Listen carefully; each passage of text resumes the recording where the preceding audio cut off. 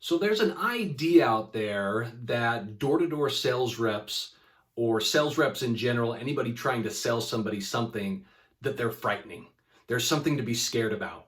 In fact, I write about it in my book, Door-to-Door Millionaire, where when you go knock on a door specifically, you are already having two strikes against you. You're an uninvited guest to somebody's home and they don't know who you are.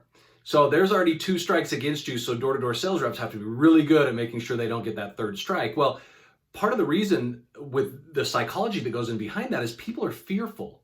They're frightened of that person they don't know standing on their doorstep that probably looks the part of trying to sell them something. So the other part of this goes into how we look.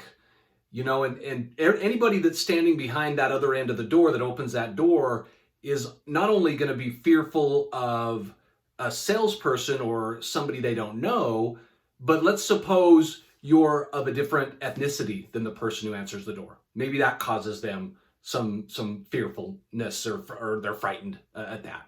Or let's say you're a guy and you have long hair or you have tattoos or just your appearance may be something that unfortunately in the world we live in, everybody's judging everybody else, right? From appearance to race to sex to whatever it is, there's judgments going on when people first open that door and again, see a stranger standing in front of them, somebody they don't know, somebody they haven't invited to their house.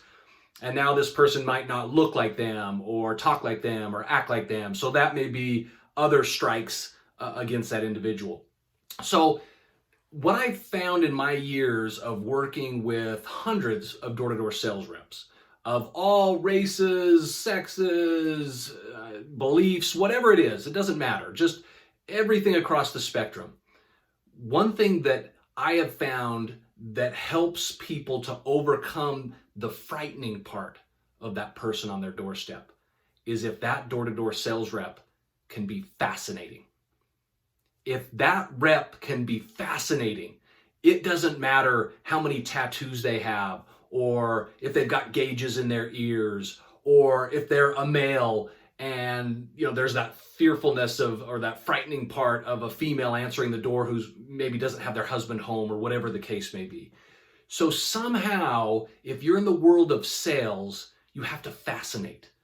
Because if you fascinate people, and a lot of that can be the words, not only that you're saying, but how you're saying them, nonverbal communication skills, metaverbal communication, all these things that are familiar to sales reps and how they're communicating something. But if you can fascinate somebody, all of those other fears, all of those things that people are frightened about, it goes away.